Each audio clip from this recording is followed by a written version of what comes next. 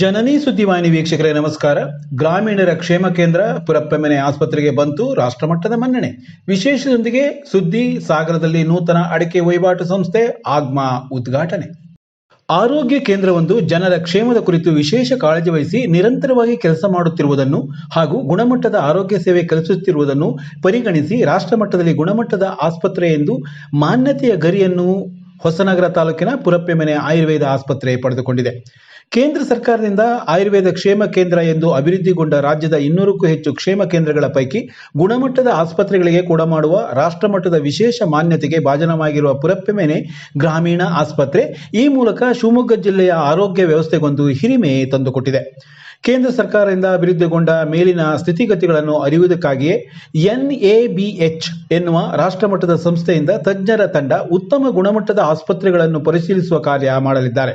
ಇದು ಕೇವಲ ಒಂದು ದಿನ ಬಂದು ಹೋಗಿ ಮಾಡುವ ಪರಿಶೀಲನೆ ಮಾತ್ರ ಅಲ್ಲ, ಬದಲಾಗಿ ಇಲ್ಲಿಯ ಆಸ್ಪತ್ರೆ ವ್ಯವಸ್ಥೆಗೆ ಯಾವುದೇ ಮಾಹಿತಿ ಇಲ್ಲದೆ ನಿರಂತರವಾಗಿ ವರ್ಷಗಟ್ಟಲೆ ಪರಿಶೀಲನೆ ಕೈಗೊಳ್ಳುವುದಲ್ಲದೆ ನೇರವಾಗಿಯೂ ಆಡಳಿತ ವ್ಯವಸ್ಥೆ, ಸೇವಾ ವ್ಯವಸ್ಥೆಯನ್ನು ಗಮನಿಸುವ ಸಂಸ್ಥೆಯ ತಜ್ಞರು ಅಂತಿಮವಾಗಿ ಗುಣಮಟ್ಟದ ಮಾನ್ಯತೆಯನ್ನು ಪಡೆಯುವುದಕ್ಕೆ ಬೇಕಾದ ಮಾನದಂಡಗಳಿಗೆ ಸರಿ ಇದ್ದರೆ ಮಾತ್ರ ಅನುಮೋದನೆ ನೀಡುವ ವ್ಯವಸ್ಥೆ ಇದೆ.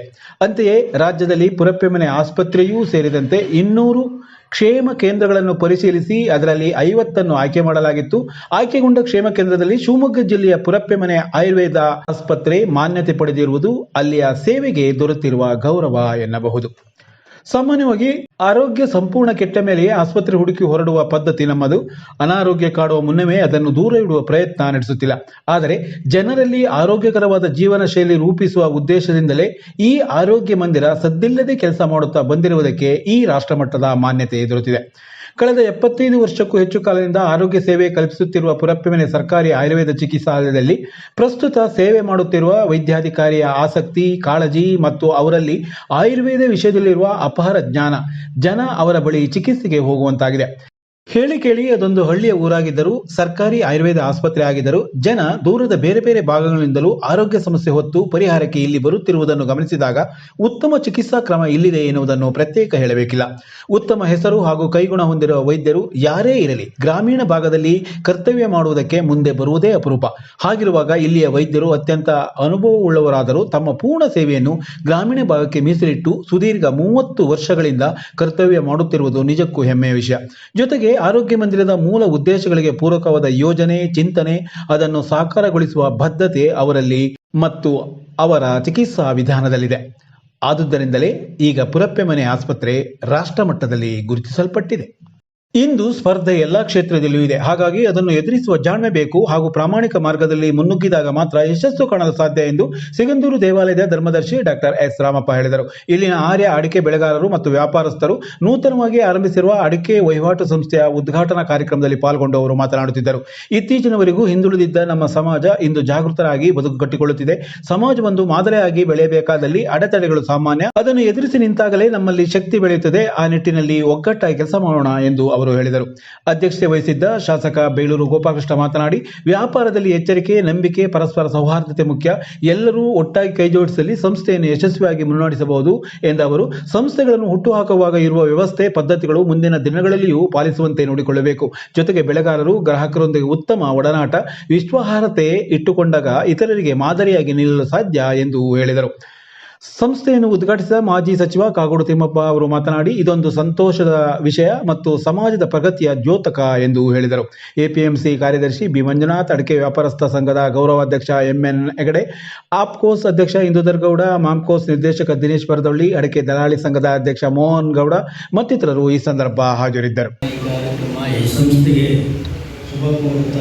ತುಂಬಾ ಅತ್ಯುತ್ತಮವಾಗಿ ನಡೆಯಲಿ ಅಂತೇಳಿ ದೇವರಲ್ಲಿ ಪ್ರಾರ್ಥನೆ ಮಾಡ್ತೇನೆ. ಯಾಕೆಂದರೆ ಇದು ಹೊಸಬರು ಈ ಸಂಸ್ಥೆಯಲ್ಲಿ ಮಾಡ್ತಿದ್ದಂಥ MLAs ನಮ್ಮ ಕುಮಾರವರು, ಮೋಹನ್ ಅವರು ಇವರೆಲ್ಲ ಸರಿಯಾಗಿ ತಗೊಂಡು ಬಂದರಿಗೂ ಮತ್ತು ಇದು ಹೊಸತನ ಇರೋದ್ರಿಂದ ಬೆಳೆಗಾರ ಹೌದು, ಆದರೆ ವ್ಯಾಪಾರದಲ್ಲಿ ಅವರಿಗೆ ಸಾಕಷ್ಟು ಅನುಭವ ಬೇಕು. ಅದಕ್ಕೆಲ್ಲ ಸಹಕರಿಸ್ತಾರೆ ಮತ್ತು ತಾವೆಲ್ಲರೂ ಸಹಕರಿಸ್ತಾರೆ ಅಂತೇಳಿ ಈ ಸಂದರ್ಭ ಹೇಳ್ತಾ, ನಾವೆಲ್ಲರೂ ಈ ಸಂಸ್ಥೆ ಅತ್ಯುತ್ತಮ ಬೆಳೆದು ರೈತರಿಗೆ ಗಟ್ಟಿಯಾಗಬೇಕು, ಒಳ್ಳೆಯದಾಗಬೇಕು.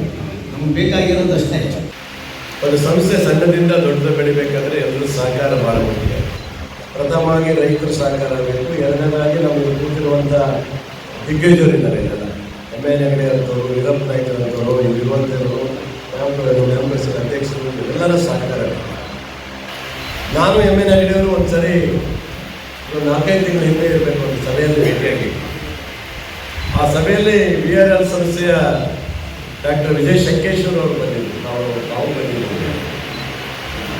ವಿಜಯ್ ಶಂಕೇಶ್ವರ್ ಬಂದಾಗ ಹೇಳಿದ್ರು, ಒಂದು ಮಾತು ಹೇಳಿದರೆ ಏನಂದರೆ, ಯಾವುದೇ ಸಂಸ್ಥೆಯನ್ನು ಮಾಡಿದಾಗ ಅದು ಗಟ್ಟಿ ಆಗಬೇಕಾದ್ರೆ ನಿಮ್ಮ ಹೋರಾಟದ ಛಲ ಮುಖ್ಯ. ನಾನು ಹೇಗಿದ್ದೆ ಅನ್ನೋದನ್ನ ಅವತ್ತು ಅವರು ವಿವರ ತಿಳಿಸಿದ್ರು. ಅವರು ಇವರು ಭಾಳ ಆತ್ಮೀಯ ಸ್ನೇಹಿತರು, ಶಂಕೇಶ್ವರ್ ಅವರು, MN ಹೆಗಡೆ ಅವರು ಹೇಳಿದರು, ಒಂದು ಸಂಸ್ಥೆ ನಾನು ಕಟ್ಟಬೇಕಾದ್ರೆ ಎಷ್ಟು ಕಷ್ಟ ಬಿದ್ದಿದೆ, ಇವತ್ತು ಆ ಮಟ್ಟಕ್ಕೆ ತಗೊಂಡು ಹೋಗ್ಬೇಕಾದ್ರೆ ಇವತ್ತು ಸಹ ನಾನು ಅದೇ ಥರನೇ ದುಡಿತಾ ಇದ್ದೀನಿ. ನಾನು ಸುಮ್ಮನೆ ಕೂತಿಲ್ಲ. ಇವತ್ತು 24 ಗಂಟೆಗಳ ಕೆಲಸ ನಾನು ಮಾಡ್ತೀನಿ ಅಂತ ಹೇಳಿದ್ರಲ್ಲ, ಆ ನೆನಪು ನನಗೆ ನೆನಪಾಯ್ತು. ಹಾಗಾಗಿ ಒಂದು ಸಂಸ್ಥೆ ಸುಮ್ಮನೆ ಬೆಳೆಯೋಕ್ಕೆ ಸಾಧ್ಯ ಇಲ್ಲ. ಆ ಸಂಸ್ಥೆ ಬೆಳಿಬೇಕಂದ್ರೆ ನಿಮ್ಮೆಲ್ಲರೂ ಶ್ರಮ ಇರಬೇಕು. ಶ್ರಮ ಇದನ್ನು ಯಶಸ್ವಿಯಾಗಿ ನಡೆಸಿಕೊಳ್ಳುವಂಥ ಆತ್ಮೀಯತೆ ಇಲ್ಲಿ ನೆರವಂಥ ಪ್ರತಿಯೊಬ್ಬ ಬೆಳೆಗಾರರಿಗೂ ಕೂಡ ಇಲ್ಲಿ ಸೇರಿದೆ. ಭಾಳ ವರ್ಷಗಳ ನಂತರ ನಾನು ಬೆಳೆಗಾರರ ಸಂಘದ ಕಾರ್ಯಕ್ರಮದಲ್ಲಿ ಭಾಗವಹಿಸಿದ್ದೇನೆ.